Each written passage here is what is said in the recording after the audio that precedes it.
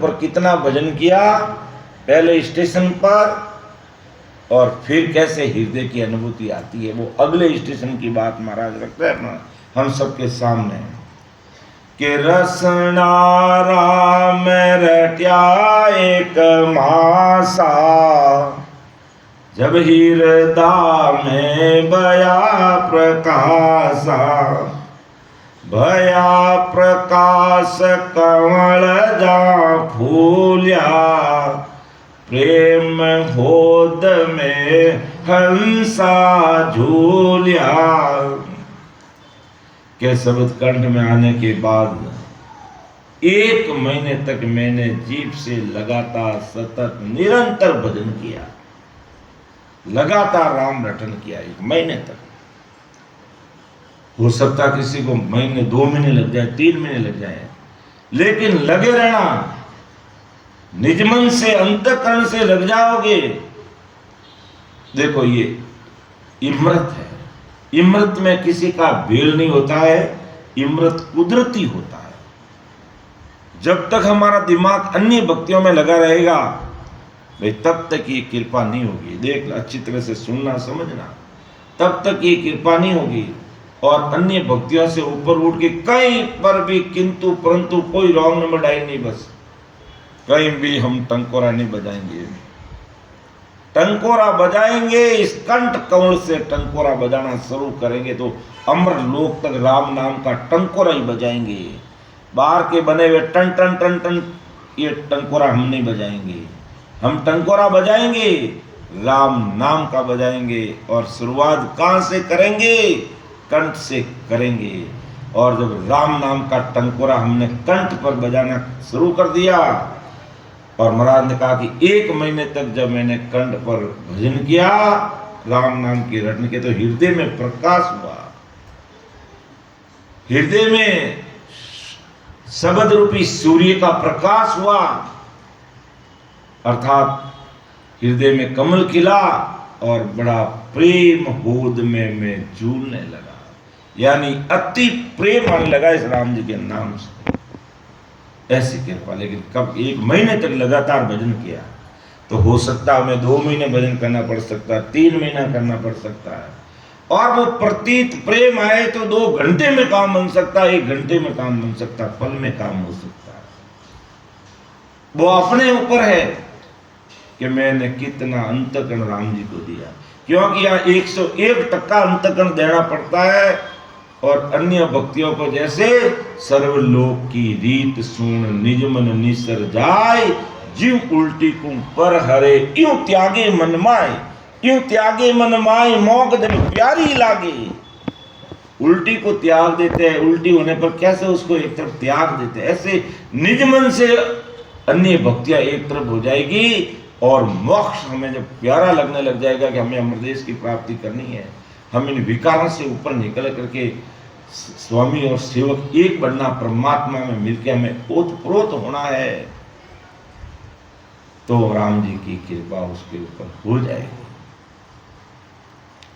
और हृदय में कैसी अनुभूति होती है जो महाराज फरमाते आगे, कंठ से हमारा अगला स्टेशन है कि हंस लवलीन प्रेम जल भीना, मगन बया मन ज्यों जल मीना, चाले बैल भरी जे ताली, सींचे कंवल सूरत वन माली। के हंस जीव उस प्रेम में ऐसा लवलीन हो गया जैसे पानी में मछली कैसे मगन हो जाती है, कैसे पानी में मछली मगन हो जाती है। पानी के बिना मछली रह नहीं सकती है क्षणिक समय के लिए। मेंढक तो फिर भी 10-20 दिन 10 दिन 4 दिन रह सकता है, लेकिन मछली पानी के बिना नहीं रह सकती है। और उसको पानी मिलता तो कितनी मगन रहती है। तो इसी प्रकार महाराज फरमाते कि हंस लवलीन प्रेम जल भीना, कि जैसे पानी में मछली मगन हो गई, उसी प्रकार मेरा हंस मेरा जीव मगन हो गया और राम नाम की ध्वनि यानी राम जी के नाम में वो लग गया। ऐसे और चाले बेल भरीजे ताली, सींचे कमल सूरत वनमाली, कि उस हृदय के कमल को सूरत रूपी वनमाली पानी देता रहा, अर्थात उसको निरखता रहा, उसको देखता रहा। और हृदय के कमल का रंग कैसा, वो भी महाराज ने अपनी साखी में लिखा है कि श्याम श्वेत जरदी रंग भीचे, हरिया वरण पाक के नीचे, अष्टापाक वरण है लाली, देखा कमल भई खुशियाली, कि उस हृदय के कमल में काला और सफेद कमल का रंग है, और कमल के रंग में पीला और कमल की पंखुड़ियों के नीचे हरा रंग है। और उस हृदय के कमल को 8 पंखुड़ियां हैं और उस कमल का रंग लाल है। और वो हृदय का 8 पंखुड़ियों का कमल देखकर महाराज मुझे बहुत खुशी हुई, बहुत आनंद आया, विश्वास बढ़ गया कि भाई एक एक स्टेशन को पार करते हुए हम आगे बढ़ रहे हैं, अमर लोक के मार्ग की तरफ हम चल रहे हैं। तो रात दिवस घूमे मन माही, एनाण हृदय जाई, कि रात और दिन मन मगन होकर के उसमें घूमता, भजन में लगा रहता है। 10-20 दिन हृदय ध्याना, अब धरणी को किया पियाना, कि यहाँ भी हृदय में भी कितने दिन तक, 10 और 20 30 दिन, 1 महीने तक भजन किया, कि ये रात दिन मन को घूमता है, रात दिन मन भजन में ही घूमता है। इस प्रकार हृदय में जब मेरा ध्यान गया, तब 1 महीने तक हृदय में ध्यान किया, और फिर उसके बाद अब धरणी पर जाने के लिए प्रस्थान, धरणी की तरफ आगे, यानी नाभि की तरफ। और नाभि में जाने से पहले एक मध्य कमल भी बीच में आता, फिर नाभि में आता है। मध्य कमल की भी साखी महाराज ने लिखी है कि हीरदा नाभ बीचे सट कंवला, पीवत बैल बया सब संवला, फूटे बास चमू दिस जावे, पिचरंग पाक भंवरे विलमावे, के हृदय और नाभि के बीच में 6 कमल है, और वो सभी कमल खिल गए और उनकी सुगंधी फूटकर चारों दिशा में जाती है। वो कमल कहाँ है? हृदय और नाभि के बीच में है। और महाराज ने साखी में क्या लिखा कि उजड़ी धार अमीरस पिया, आनंद उपजा भारी, फूलिया कमल कली सब फूली, फूल रही सब क्यारी, यानी कंठ से वो उजली धार निकली जो हृदय में, और हृदय से उजली धार होते हुए वो धार कहाँ गई? आगे नाभि में। ऐसा है जो साधक जो भजन करता है, राम स्मरण करता है, उसको ऐसे लगता है कि कंठ में पहले अनुभूति आई, फिर हृदय से उजली धार आगे मध्य सुन की तरफ आगे बढ़ी, और मध्य सुन से आगे नाभि की तरफ जाते हुए नजर आया कि मध्य सुन बिच भल क्या नूरा, 16 कड़ी दिसे शशि सूरा, यानी कंठ में 4 पाका कमल, हृदय में 8 पाका, फिर मध्य में आते 16, यानी आगे से आगे दूना होता गया। तो मध्य यानी आगे से आगे आनंद बढ़ता गया, आगे से आगे हमारा भाग्य उदय होता गया, यूं समझ लो। मध्य सुह ये अमरलोक का मार्ग है। कर्ण से हृदय, हृदय से मध्य, मध्य से नाभि, नाभि से नीचे हमारा लिंग स्थान कह दो, ब्रह्मा जी का ब्रह्म स्थान ही, ये ब्रह्मा जी का स्थान है, ब्रह्मा जी का स्थान, फिर गुद्दा घाट, शेष लोक, फिर पीछे बंखनाल में 21 सुरग, फिर यहाँ पर मेरुदंड, और यहाँ से ईड़ा, इधर से पिंगला और सुकमणा ऊपर से आकर के त्रिवेणी संगम और फिर 3 ब्रह्म के 13 लोक होते हुए सिलसिला कोड के 10वें द्वार के परे होते हैं। ये अमरलोक जाने का मार्ग है और यह मैं सुरती से ध्यान से अंदर के चक्षुओं से इसको देखना पड़ता है, इसको निरखना पड़ता है, इसको परखना पड़ता है, तब हम अमरलोक के मार्ग पर आगे बढ़ते हैं। और उसके लिए हमें प्रेम से एक आसन पर बैठ करके सिमरण करना पड़ता है। यहाँ कोई फूल पत्ते चढ़ाने की जरूरत नहीं, या कोई भेंट पूजा देने की जरूरत नहीं, या कोई अगरबत्ती दीपक करने की जरूरत नहीं, या कोई आका लाने की जरूरत नहीं। बस यहाँ पर हमें अपना निजमन लाना पड़ता है, अपना अंतःकरण देना पड़ता है राम जी को। बस इतना ही काम करना है और बाकी आप घर पे बैठ करके धारोधार भजन करो। तो अपना आप ये नहनचर की धार, यानी ये नहनचर यहाँ से शुरू होगा, अपने प्राणों को कंठ पे जीव बैठा है, उस जीव को लेकर के हृदय से मध्य से नाभि, नाभि से फिर ब्रह्मा जी के स्थान, ये पूरा रास्ता क्लियर करते करते करते करते फिर इसको 10वें दरवाजे पे ला करके छोड़ देगा। और जब हमारा संसार की सांसारूपी पूंजी खत्म हो जाएगी, या यूं कह दो हमारा शरीर छोड़ने का समय आ जाएगा, उस समय हमारे सामने अमर विमान तैयार रहेगा और उसमें बैठ करके फिर हम डग डग डग डग हंसते हुए अमर देश में जाएंगे।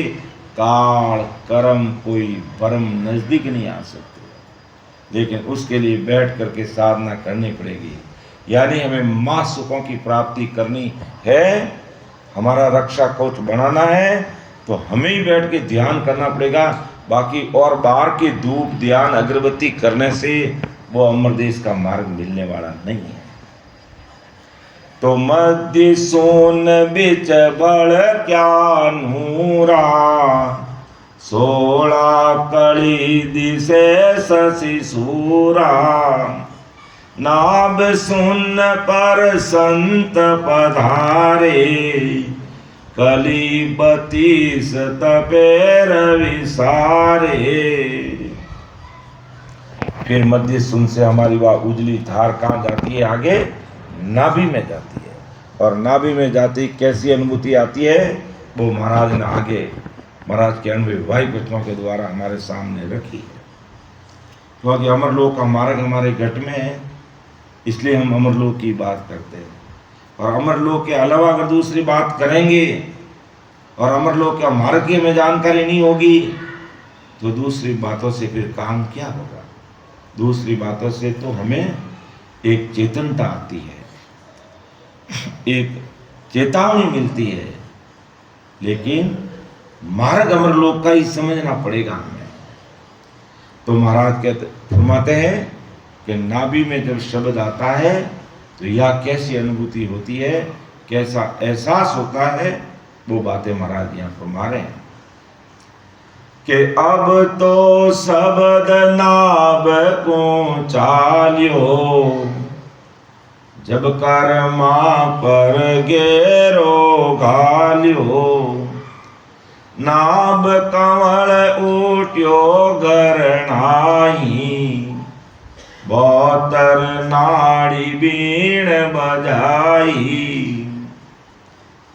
कि अब तो शब्द नाभ को चालियो, अब हमारा शब्द कहाँ बढ़ रहा आगे?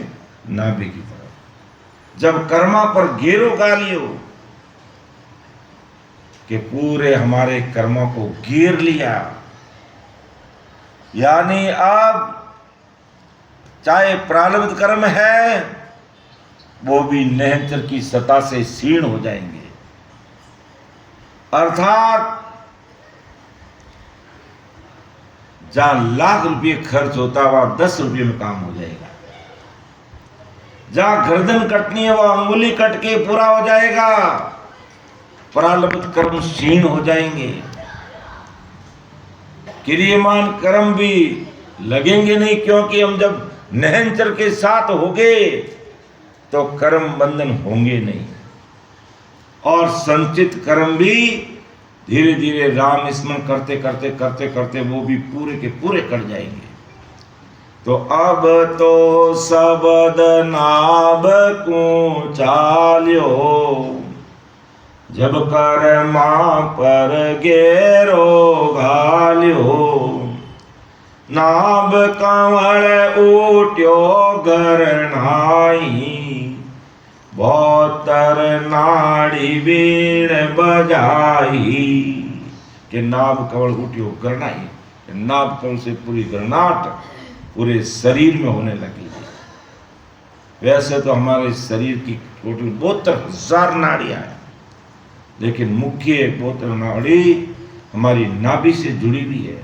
तो उनके द्वारा जैसे हम अंदर ऑक्सीजन लेते हैं, प्राणवायु लेते हैं और उसके साथ राम राम करते हैं, तो ये प्राणवायु हमारी पूरे रग रग रोम रोम नाड़ी नाड़ी नस नस में फैल जाती है, पूरे शरीर में गर्जना होने लग जाती है, पूरे शरीर में उसका एहसास होने लग जाता है।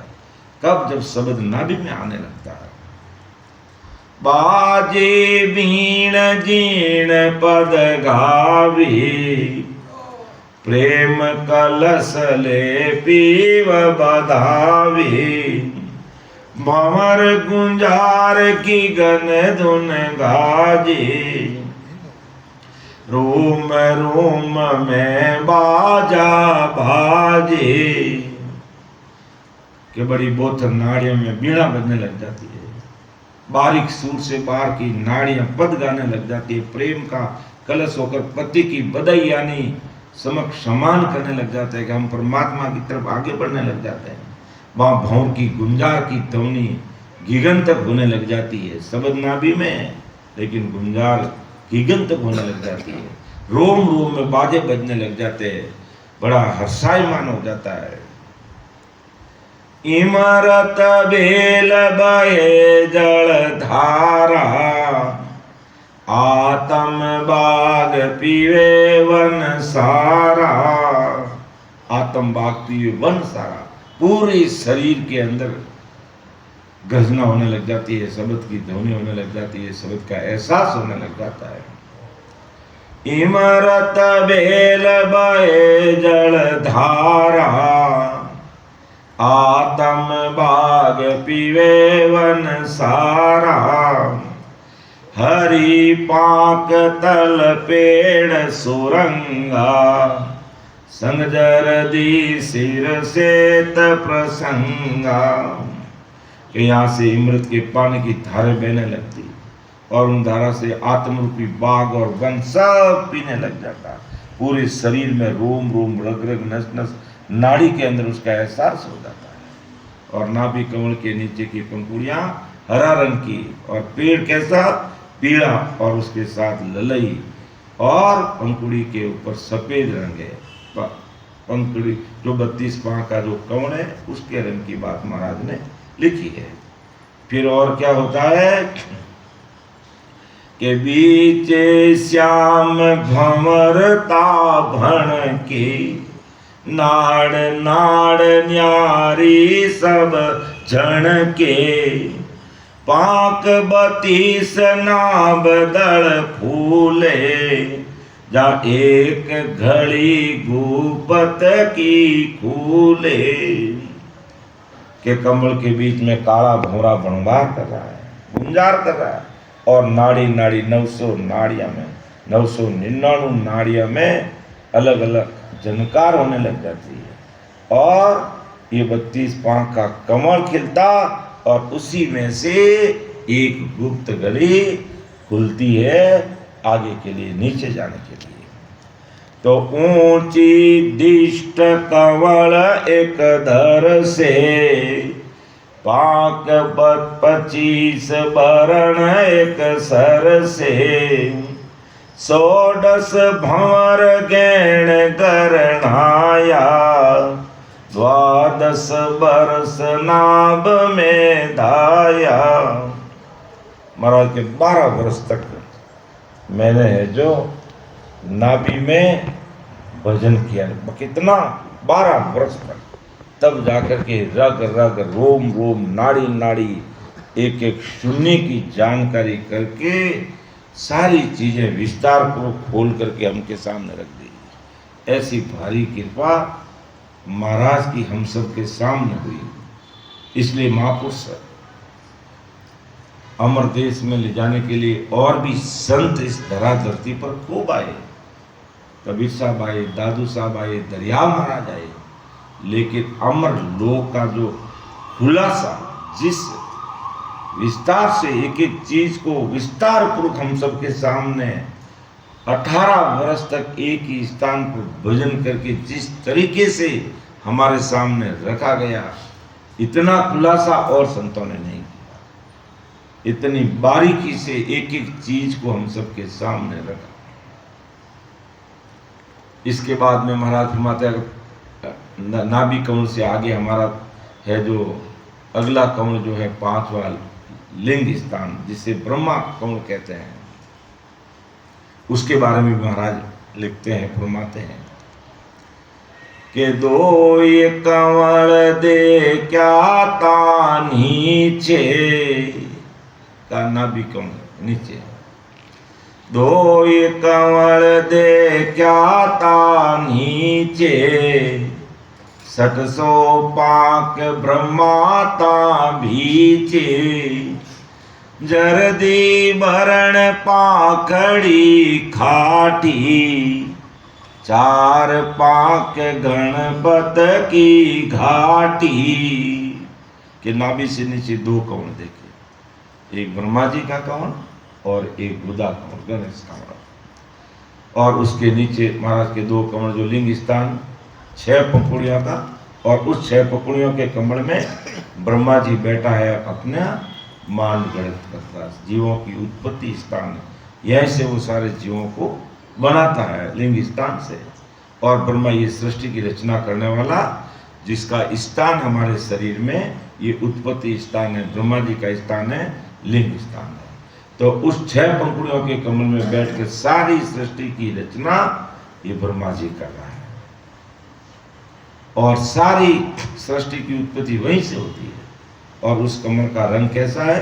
पीला है, और उस कमल की पंखुड़ियां कैसी है? खट्टी है। और उसके आगे गुदा घाट है, जहाँ 4 पंखुड़ी का कमल, वहाँ पर गणपति यानी गणेश रहता है, वहाँ गुदा घाट पर गणपति रहता है, वो गणपति का घाट कहलाता है, गुदा घाट कहलाता है, गणेश स्थान कहलाता है। तो इमरत बेल बहे जल धारा, विषय थोड़ा गहरा है, हमें थोड़ा रुचि भी कम आती होगी, लेकिन अमर लोक जाने का रास्ता यही है, अमर लोक जाने का मार्ग यही है। इसलिए इस विषय को समझना बहुत जरूरी है। और बार बार हम उदाहरण भी देते हैं। मान लो मुझे बुखार आ गया है, मुझे खाना खाने की बिल्कुल इच्छा नहीं है। भाई बुखार आ जाता तो आदमी को खाना अच्छा नहीं लगता। मुझे बुखार आ गया, खाना खाने की बिल्कुल इच्छा नहीं है, लेकिन डॉक्टर ने कह दिया कि आपको ये गोली लेनी पड़ेगी बाप जी, आपको ये गोली लेनी पड़ेगी, तभी आपका बुखार मिटेगा। अब मुझे खाना खाने की इच्छा ही नहीं है, विषय इतना गहरा, आप लोगों को सुनने की इच्छा ही नहीं है, लेकिन फिर भी आपको सुनना पड़ेगा। और आप सुन रहे हो, बड़ी तल्लीनता से सुन रहे हो। लाख लाख धन्यवाद आपको, इस बात के लिए हम आभारी हैं आपके कि इतना गहरा विषय भी बड़ी तल्लीनता के साथ आप सुन रहे हैं। तो बुखार को मिटाना है तो खाना खा के गोली लेनी ही पड़ेगी। अब हम खाना अच्छा नहीं लगता, बिल्कुल ही भूख नहीं है, लेकिन फिर भी हमें खाना खाना पड़ रहा है, क्योंकि गोली लेनी पड़ेगी और बुखार को मिटाना है। तो इसी प्रकार इस गहरे विषय को हमें समझना पड़ेगा, क्योंकि हमें लख 84 का रोग मिटाना है और हमें अमर लोक जाना है। प्यास लगे तो पानी पीना ही पड़ेगा, भूख लगी तो खाना खाना ही पड़ेगा, और दूसरा कोई उपाय है ही नहीं है। अमर लोक जाना है तो इस अमर लोक के मार्ग को समझना ही पड़ेगा। दूजा और कोई चीज काम आती नहीं इसमें, दूसरा में कोई मार्ग चाहिए नहीं। बाहर के मार्ग से अमर लोक जाया नहीं जा सकता। अमर लोक जाना तो इस घट में ही उतरना पड़ेगा, इसीलिए रात और दिन सिमरन करना ही पड़ेगा। तो महाराज फरमाते हैं कि नाभि के नीचे 2 कमल, एक ब्रह्मा जी का कमल है, जो पूरी सृष्टि की रचना यहीं से होती है। और पूरी सृष्टि की वो रचना करता है। और उसके नीचे गुदाघाट गणेश स्थान है, तो उसको पार करने के बाद में फिर नीचे आगे शेष लोक आएगा, और शेष लोक को पार करते हैं तब फिर हमारा आगे बंक मार्ग आता है। उस बंक मार्ग को वो बंक मार्ग खुलता है। तो ये सारी चीजें कब होगी? जब नहनचर कंठ पर प्रकट होगा और सतत निरंतर लगातार हम रात और दिन भजन में लगे रहेंगे, तब हमारा ये काम बनेगा। बाकी बातों से या फिर मैं केवल ज्ञान सुना दूंगा, उपदेश चेतावनी की बातें बताता रहूंगा और अमरलोक की बात हमारे समझ में नहीं आई तो काम नहीं बनेगा। आज हमें मान लो यहाँ से चिकपेट जाना है और हमारे सेठ साहब बाबूलाल जी के घर जाना है, तो हमें वहाँ की लोकेशन चाहिए। लोकेशन भेजेंगे तभी जाएंगे, या फिर ये हमारे साथ गाड़ी में बैठेंगे तब हम जा पाएंगे। तो इसी प्रकार परम दयाल सदगुरु सुखराम जी महाराज ने अमरलोक जाने की लोकेशन हमारे शरीर में डाल दी है, और उस लोकेशन के अनुसार हमें चलना पड़ेगा। और इस लोकेशन को हम छोड़ दिया और कोई लोकेशन ढूंढ रहे हैं तो अमरलोक नहीं आएगा, फिर दूसरा स्थान ही आएगा। फिर अगर अमरलोक की लोकेशन को छोड़ दी तो फिर या तो 21 स्वर्ग में जाओ, त्रिगुण माया के देश में ब्रह्मा विष्णु महेश के लोक में जाओ, 3 ब्रह्म के 13 लोक तक पहुंच जाओ, लेकिन अमरलोक नहीं जा पाओगे। तो अमरलोक जाना पड़ेगा। तो यही हमारा अमरलोक का मार्ग है। कंठ से हृदय, हृदय से मध्य, मध्य से नाभि, नाभि से ब्रह्मा जी का स्थान, फिर हमारा गुदाघाट, शेष लोक, हमारे 21 स्वर्ग, मेरुदंड, त्रिकुटी, 3 ब्रह्म के 13 लोक, और फिर सिलसिला कोट के अमरदेश में जाओ। तो ये इसी को समझना पड़ेगा। तो हमें थोड़ा रुचि कम रहे, अरुचिपूर्ण लगे, फिर भी हमें इसको समझना हमारे लिए अति आवश्यक है। तो हम इसकी एक दो साखी और ले लेते हैं, ब्रह्मा जी के स्थान की और गुदाघाट की। के अमृत बेल बहे जल धारा, आत्म बाग पीवे वन सारा, हरि पाक तल पेड़ सुरंगा, जंग सरदी सिर सेत प्रसंगा, बीचे श्याम भंवरता भण के, नाड़ न्याड़ न्यारी सब जन के, पाक बतीस नाब दल फूला, जहाँ एक गली गुपत की फूले। ये हमने साखी देख ली थी। अब इसके आगे जो ब्रह्मा जी का स्थान है, उसके आगे मूल द्वार हमारा गणेश स्थान है, कि वहाँ आते आते हमें शरीर में कैसी अनुभूति आती है वो महाराज यहाँ लिखते हैं। इसको अपन लेकर के फिर समापन की तरफ आगे बढ़ेंगे। समय हो रहा है कि दो ये कंवल देखा नीचे, 600 पाक ब्रह्माता बीचे, जरदी वर्ण पाकड़ी खाटी, 4 पाक गणपत की घाटी। के नाभि से नीचे 2 कंवल हैं, जिसमें एक ब्रह्मा जी का और एक गणेश स्थान गुदाघाट। और ब्रह्मा जी का स्थान हमने देख लिया। अब गुदाघाट की बात करते हैं कि झरना झरे पीवे वन सारा, ब्रह्मांड गूंजे सबद गुंजारा, गुदा सुन गर हरिजन पूगा, 64 कड़ी सूर शशि उगा। कि जैसे झरने झरने में पूर्ण वन पानी पीता है, इसी प्रकार घट में शब्द के गुंजार से ब्रह्मांड तक गूंजने लगता है। कहाँ तक? नाभि में आते आते।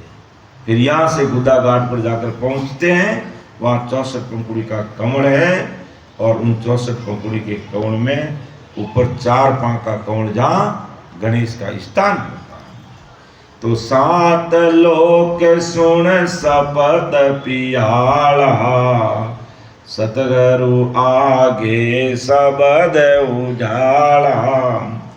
7 स्वरूप अंधे सो नाही, जाता बाज गैब गुरु माही।